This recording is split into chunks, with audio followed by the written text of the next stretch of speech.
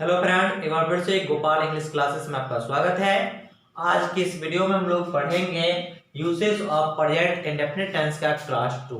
ठीक, क्लास 1 में हम लोग पढ़े थे हैबिचुअल एक्शन। क्या पढ़े थे? जो आपका रिपीटेड एक्शन हो या रेगुलर एक्शन हो, ठीक है, उसको हम लोग हैबिचुअल एक्शन नाम दे करके हम लोग पढ़े थे प्रेजेंट इंडेफिनिट टेंस का यूसेज। ठीक, आज हम लोग पढ़ेंगे इसका दूसरा नियम, यानी कि दूसरा यूसेज। देखिए क्या है आपका दूसरा नियम किसका? प्रेजेंट इंडेफिनिट टेंस का। पहला यूज हम लोग पढ़ चुके हैं। क्या होता है इसका पहला यूसेज? हमने क्या पढ़ा था कि इस टेंस का प्रयोग जो है हैबिचुअल एक्शन के लिए किया जाता है। हैबिचुअल मतलब क्या? आदत को बतलाने वाली क्रिया के लिए किया जाता है। ठीक, अब देखिए दूसरा कहेंगे इस टेंस का प्रयोग, क्या लिखेंगे? इस टेंस का, इस टेंस का प्रयोग, इस टेंस मतलब क्या? Present indefinite tense. ठीक, तो इस टेंस का प्रयोग यूनिवर्सल, इस टेंस का प्रयोग यूनिवर्सल ट्रूथ के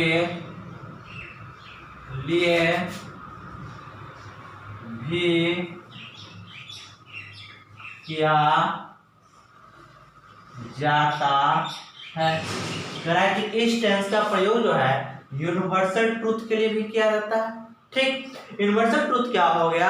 जो कि पूरे यूनिवर्स में उसे सत्य माना जाता है। ठीक, ऐसा वाक्य या ऐसे कार्य जो कि पूरे विश्व में, पूरे संसार में उसे सत्य माना जाता हो, मतलब पूरे संसार में उसे कोई भी असत्य नहीं ठहराता हो, उसे नहीं नकारता हो, वही आपका हो गया यूनिवर्सल ट्रूथ हो गया। ठीक, तो यूनिवर्सल ट्रूथ जब भी रहेगा तो वो किस टेंस में रहेगा? प्रेजेंट इंडेफिनिट टेंस में रहेगा। ठीक, अब देखिए इसके कुछ एग्जांपल देख लेते हैं यूनिवर्सल ट्रूथ कौन कौन हो सकते हैं। ठीक, जैसे कि पहला ले लीजिए आप, सूरज पूरब में उगता है। सूरज पूरब में उगता है, ये पूरे संसार के लिए सत्य घटना है। ऐसा तो नहीं कि कहीं पर सूरज पश्चिम में उगता है या फिर कहीं पर उत्तर में, कहीं दक्षिण में, ऐसा तो है नहीं। तो सभी जगह क्या है कि सूरज पूरब में उगता है। इसलिए क्या हो जाएगा इसका, जब भी हम अनुवाद करेंगे, जब भी इसको हम इंग्लिश में लिखेंगे तो टेंस कौन सा लेगा?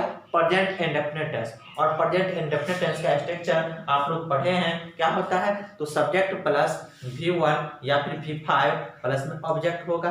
V1 मतलब प्लूरल, V5 मतलब सिंगुलर। चलिए देखिए तो क्या हो जाएगा? इस टेंस का प्रयोग यूनिवर्सल ट्रूथ के लिए किया जाता है, के लिए भी किया जाता है। तो यूनिवर्सल ट्रूथ आपका क्या हो सकता है? जैसे देखिए सूरज पूरब में उगता है तो क्या हो जाएगा? The sun rises in the east, in the east, the sun rises in the east। देखिए सिंपल प्रेजेंट में बना है, the sun सिंगुलर हो गया, इसलिए क्या ले लिया? rises ले लिया। ठीक, या फिर हम बोल सकते हैं कि पृथ्वी सूर्य के चारों ओर चक्कर काटती है। कौन? पृथ्वी। यह कठोर सत्य है, इसे कोई भी झुठला नहीं सकता है। तो यूनिवर्सल ट्रूथ हो गया। तो क्या हो जाएगा? द अर्थ, क्या होगा? द अर्थ मूव्स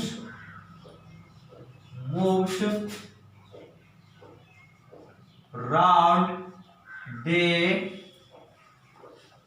सन। ठीक, क्या कर रहा है? The earth moves round the sun. ठीक, चलिए, या फिर गंगा जो है हिमालय से निकलती है। ठीक, गंगा हिमालय से निकलती है तो क्या हो जाएगा? The Gangesh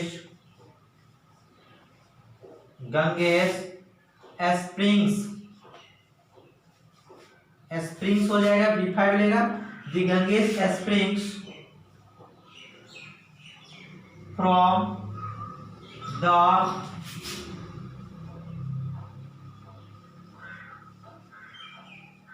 Himalayas. ठीक, the Ganges springs from the Himalayas हो जाएगा। ठीक, या फिर आपका कह रहा है कि मनुष्य मरणशील होता है। ठीक, यानी कि तो क्या हो जाएगा इसका English? Man is mortar, man is mortar. या फिर 2 और 2 4 होते हैं, 2 और 2 क्या होते हैं? 4 होते हैं। तो two and two, two and two is four, या फिर मेक्स फोर दोनों हो सकता है। ठीक, तो क्या होगा देखिए, मैन इज इमॉर्टल, ये भी यूनिवर्सल ट्रूथ है, इसलिए ये भी सिंपल यानी कि प्रेजेंट इंडेफिनिट टेंस में है। ठीक, यानी कि मैन इज इमॉर्टल। आप कहेंगे कि सर प्रेजेंट इंडेफिनिट टेंस तो आपने बताया था सब्जेक्ट प्लस V1 या V5, तो फिर यहाँ पर इज क्यों आ रहा है?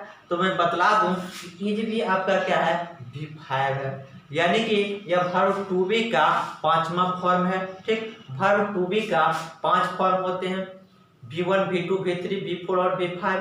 तो V1 आपका लेता है M और R, यानी कि M और R जो हो गया आपका M/R, यह आपका V1 माना जाता है।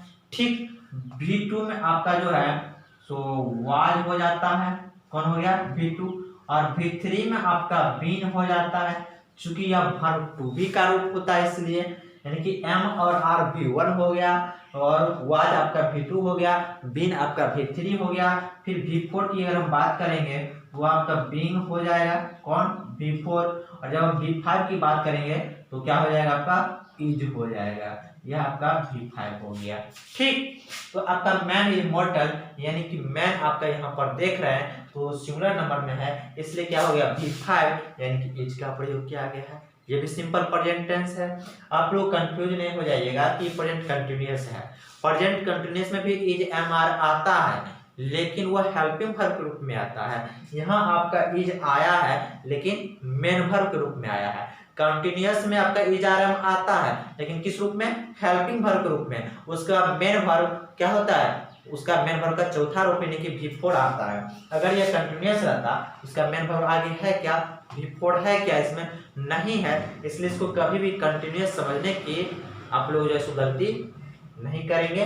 इसको क्या समझेंगे, प्रेजेंट इंडेफिनिट टेंस या फिर सिंपल प्रेजेंट टेंस। ठीक, वही बात यहाँ पे देखिए, 2 and 2 is 4 होता है। ठीक, ये भी आपका क्या होगा कि अब देखिए यहाँ पे दिक्कत क्या है कि सिंपल प्रेजेंट टेंस तो है, चलिए मान लेंगे कि सिंपल प्रेजेंट टेंस है, 2 and 2 is 4, ये आपका क्या है, यूनिवर्सल ट्रूथ है कि 2 और 2 4 होते हैं, सभी मानते हैं इस बात को कि 2 और 2 4 होते हैं। ठीक, तो उसको बनाएंगे इसमें, तो प्रेजेंट इंडेफिनिट में बनाएंगे, जिसका स्ट्रक्चर होता है सब्जेक्ट प्लस V1 या V5 प्लस में ऑब्जेक्ट। ठीक, तो सब्जेक्ट आपका हो गया 2 and 2। ठीक, लेकिन मैंने बतलाया था कि जब भी दो नाउन अगर एंड से जुड़े हो तो वह प्लूरल हो जाते हैं। 2 and 2, 2 and 2, 2 and 2, यानी कि एक और एक दो हो गया। ठीक, तो यहाँ पर वर्ब लेना चाहिए, V1 लेना चाहिए, यानी कि M और R में से लेना चाहिए कोई, तो M तो केवल I के लिए बना है, तो बचिए R, यहाँ पर R होना चाहिए। तो बच्चों इसको कभी भी आप लोग इस बात की गलती नहीं करोगे, यहाँ पे R देखिए कभी भी गलत नहीं करोगे। जब भी होगा इज होगा, क्यों होगा समझ लीजिए, जब भी कोई डिजिट अगर एंड से जुड़ा हो तो वर्ब सिंगुलर लेगा। ठीक, जब भी दो डिजिट यदि एंड से जुड़े हो तो वर्ब क्या लेगा, सिंगुलर लेगा, यानी कि V5 लेगा, तो 2 and 2 is 4 होगा। ऐसे भी एग्जाम में आपको दे सकता है, देखिए बिल्कुल यही रह सकता है, 2 and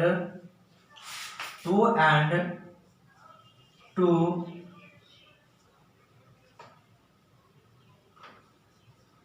make ऑब्लिक मैक्स 4, तो क्या देंगे, 2 and 2 मेक ऑब्लिक मैक्स, तो मेक और मैक्स रहेगा तो आप मैक्स दोगे, इज और आर रहेगा तो आप क्या दोगे, इज दोगे। अब जरूरी नहीं कि केवल 2 and 2 ही रहेगा, 3 and 3 भी हो सकता है, 4 and 4 भी हो सकता है। ठीक, यहाँ पर लिख सकते हैं आपका 4 and 4, तो क्या होगा, इज 4 होगा।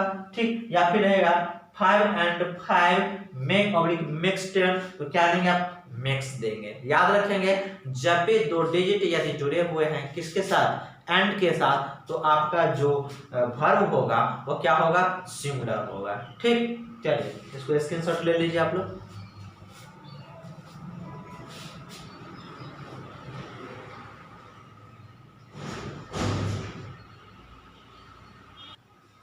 चलिए आगे देखते हैं हम लोग, इसका रूल नंबर 3 देखते हैं। लिखेंगे रूल नंबर 3 में,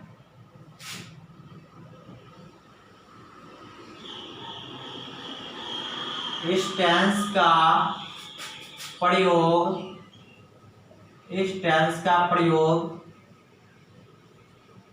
भविष्य, भविष्य मतलब फ्यूचर, इस टेंस का प्रयोग भविष्य के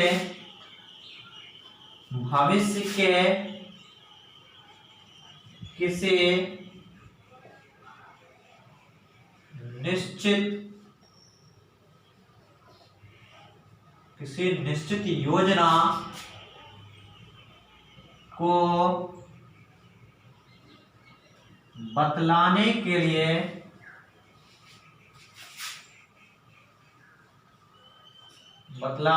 लिए भी होता है। क्या कर रहा है? इस टेंस का प्रयोग भविष्य के किसी निश्चित योजना को बतलाने के लिए भी होता है। जो योजना तो है भविष्य का, फ्यूचर का, ठीक, फिर किंतु वह क्या है? आपका निश्चित है, यानी कि उसका होना तय है, यानी कि 99% ठीक उसके चांस है घटित होने का, तो उसका भी हम लोग क्या करेंगे? प्रेजेंट इंडेफिनिट टेंस में ही लिखेंगे उस सेंटेंस को। ठीक, मतलब क्या? उस क्रिया के लिए किस टेंस का प्रयोग होगा? तो प्रेजेंट इंडेफिनिट टेंस का प्रयोग होगा। किस तरह क्रिया के लिए? जो जिसका होना तो भविष्य में है, फ्यूचर में घटित होगा, किंतु उसका होना क्या है? 99% क्या है? श्योर है। ठीक, चलिए देखिए, जैसे आप बोल सकते हैं भविष्य की कह रहा है, भविष्य किसी निश्चित योजना के लिए, ठीक है। जैसे एग्जांपल ले लेते हैं, क्या हो सकता है? कल मुख्यमंत्री आएंगे, यानी कि मुख्यमंत्री के आने की बात है भाई, तो वे आएंगे ही आएंगे। 99% उम्मीद रखो कि वे आएंगे ही आएंगे। 1% ले लो कि अगर बहुत बड़ी कोई घटना हो जाती है तो ही नहीं आएंगे, मतलब उनका जो कार्यक्रम है वह पूर्व निर्धारित कार्यक्रम है, यानी कि उनकी आने की जो पॉसिबिलिटी है वह क्या है? आपका अधिक है। ठीक, चलिए, तो क्या हो जाएगा? द चीफ मिनिस्टर, क्या हो जाएगा?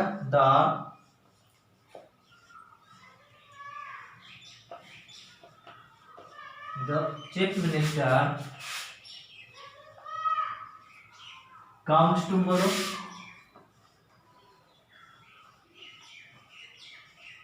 Chief minister comes tomorrow. ठीक, हमको टुमारो देख करके ये V5 हजम होने में थोड़ी दिक्कत होगी नहीं, लेकिन यह आपको क्या है कि भविष्य के किसी निश्चित योजना है, इसलिए हम क्या करेंगे? इसके लिए प्रेजेंट इंडेफिनिट टेंस का ही प्रयोग करेंगे। The chief minister comes tomorrow होगा। ठीक, या फिर प्राइम मिनिस्टर को ले लीजिए। ठीक, तो उसमें क्या हो जाएगा आपका? द प्राइम मिनिस्टर, या फिर PM ले लीजिए, नहीं चलिए लिख लीजिए prime minister he, the prime minister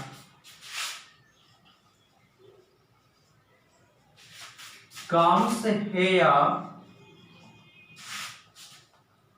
tomorrow. The prime minister comes here tomorrow. ठीक, या फिर हम बोल सकते हैं, क्या बोल सकते हैं? The college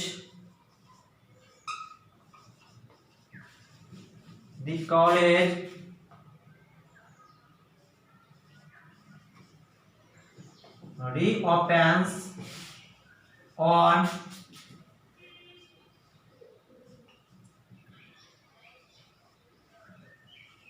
15th में। ठीक, द कॉलेज रीओपन्स ऑन 15th में, कि कॉलेज जो है पुनः खुलेगा। कब खुलेगा? तो 15 मई को। तो क्या हो जाएगा? द कॉलेज रीओपन्स ऑन 15th मई। ठीक, चलिए, या फिर हम बोल सकते हैं कि गर्मी छुट्टी जो है 15 जून से स्टार्ट होंगे। ठीक, तो क्या हो सकता है? द समर वेकेशन, क्या होगा? द समर वेकेशन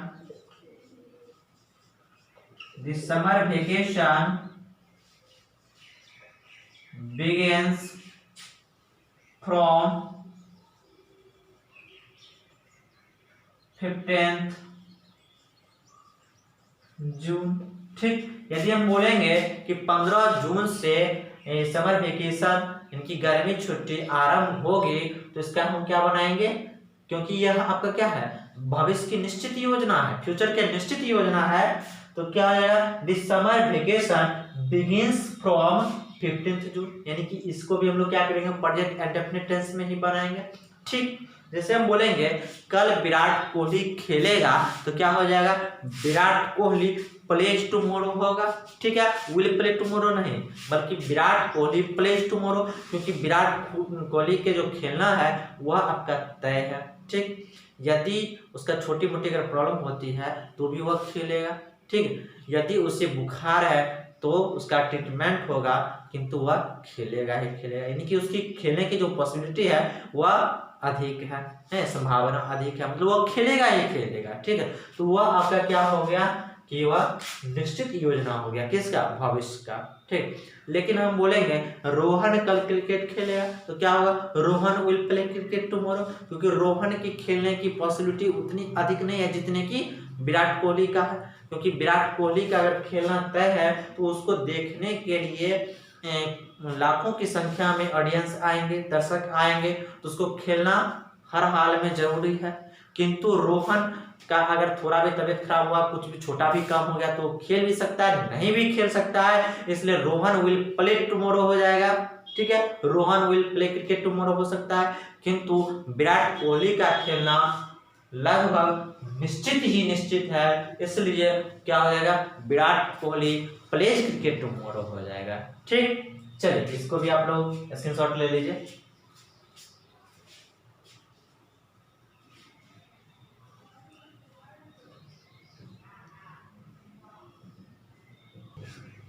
चलिए अब हम लोग इसका चौथा यूज देख लेते हैं। चौथा यूज क्या है, तो देखिए लिखेंगे नंबर 4 में, इस टेंस का प्रयोग, इस टेंस का प्रयोग पोजीशन,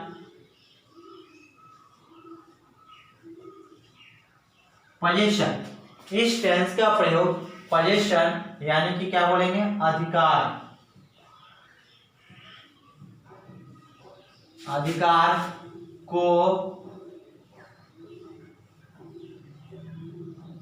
बतलाने के लिए भी किया जाता है, किया जाता है। इस टेंस का प्रयोग पोजीशन यानी कि अधिकार को बतलाने के लिए भी किया जाता है। ठीक, अब देखिए क्या हो सकता है, इसका एग्जांपल देख लेते हैं। जैसा कि ए नंबर एग्जांपल में हम लोग लिख सकते हैं, this book belongs to me, belongs to me हो जाएगा, या फिर बी में लिख सकते हैं हम, you have a red pen. ठीक, या फिर लिख सकते हैं, she has a new book. ठीक, ये न्यू है आपका, she has a new book, या फिर Rohan has a cow, Rohan has a cow.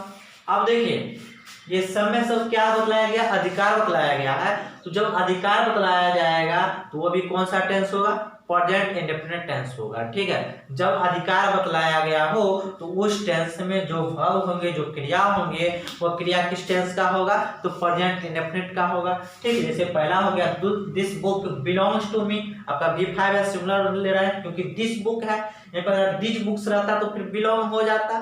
ठीक, दिस बुक, दिस का प्लूरल होता है दिज और दैट का प्लूरल होता है दोज। ठीक, चलिए फिर देखिए you have a red pen, या आपका यू है, यू को मैंने बोला है कि अब प्लूरल माना जाता है तो इसके साथ हमेशा वर्ब क्या आएगा, प्लूरल आएगा।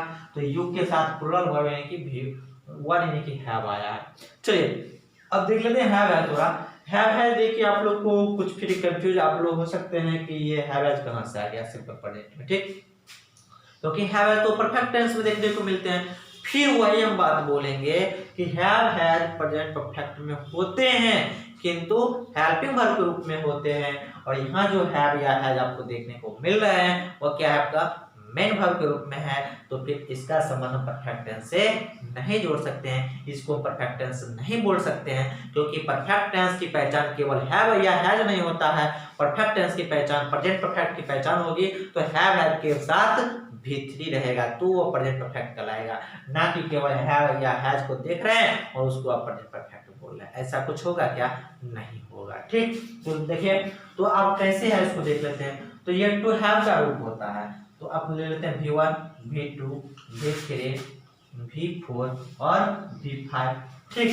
तो आपका V1 जो होता है वह हैव होता है, V2 आपका हैड होता है, V3 भी आपका हैड होता है, V4 आपका हैविंग होता है और V5 आपका क्या हो जाता है, हैव हो जाता है, ठीक। V1 had, V2 had, V3 had, V4 having और फिर V5 हैज है, ठीक। यानी कि हैव जो है वह V1 है और मेरा स्ट्रक्चर क्या करता था, सब्जेक्ट प्लस V1 या V5 प्लस ऑब्जेक्ट। तो सब्जेक्ट मेरा क्या है, यू है, तो यू है प्लूरल, इसलिए क्या लेगा, V1 लेगा, यानी कि हैव लिया है, you have a red pen, ठीक। या फिर देखिए she has a new book, तो सी आपका सिंगुलर है इसलिए क्या लेगा, V5 लेगा, तो सी हैज अ न्यू बुक हो गया। नेक्स्ट देखिए रोहन हैज अ काउ, तो रोहन आपके क्या है, एक नाम है, सिंगुलर है, तो क्या लेगा, V5 लेगा, क्या हो जाएगा, तो रोहन हैज अ काउ। तो सेम रास्ता कि रोहन और मोहन के पास एक गाय है, तो क्या हो जाता है, रोहन एंड मोहन हैज या हैव हो जाएगा। क्योंकि दो जब ये दो नाउन आ गया यानी कि वह प्लूरल हो गया तो हैव ले लेगा, Rohan and Mohan have a cow, ना कि हैज अ काउ, ठीक। अब देखिए जैसे अगर बोलेंगे इसका अगर नेगेटिव बनाएंगे तो कैसे बनाएंगे, जैसे रहेगा रोहन के पास एक गाय नहीं है, तब क्या हो जाएगा, तो लिख सकते हैं रोहन। अब याद कीजिए इसका नेगेटिव मैंने क्या बताया था कि कोई ना कोई हेल्पिंग वर्ब के बाद नेगेटिव वर्ड यानी कि नॉट का यूज होगा। तो इसके पास हेल्पिंग वर्ब नहीं था तो किसको लाया था, तो डू को लाया था। तो डू और डज, इनकी डू हो गया V1 और डज हो गया V5। तो रोहन क्या लेगा, डज लेगा या डू लेगा, तो डज लेगा क्योंकि ये सिंगुलर है। तो रोहन क्या हो जाएगा, डज नॉट। अब क्या करेंगे, मेन वर्ब देंगे, तो मेन वर्ब क्या हो जाएगा इसका, हैव हो जाएगा। Does not have a cow, Rohan के पास एक गाय नहीं है, तो हो जाएगा Rohan does not have a cow या फिर Rohan doesn't have a cow, ठीक। तब कहेंगे सर यहाँ पे रोहन है, यहाँ पर आपको हैव आ गया, ठीक है। यहाँ पर कंफ्यूज कर जाओगे, रोहन डज नॉट और यहाँ पर ब्लैंक दे देगा, पूछेगा हैव या है, तो आप समझ ले, आप तो याद किए होंगे कि रोहन के साथ हैज का यूज होता है, हैज दे दोगे तो गलत हो जाएगा। याद कीजिए नेगेटिव सेंटेंस मैंने आपको बतलाया था कि जब हेल्पिंग वर्ब के पास V5 आ गया है तो मेन वर्ब स्वतंत्र हो जाता है, यानी कि यह V1 हो जाएगा, ठीक। यदि आप लिखते हो, क्या लिखते हो, Rohan does not has a cow, तो ये क्या होगा, गलत हो जाएगा। यह क्या है, आपका सही है, ठीक। चलिए इसको भी लिख लीजिए। और आज के वीडियो में बस इतना ही, फिर हम लोग मिलते हैं नेक्स्ट वीडियो में। तो बाय, धन्यवाद। स्क्रीनशॉट ले लीजिए आप लोग।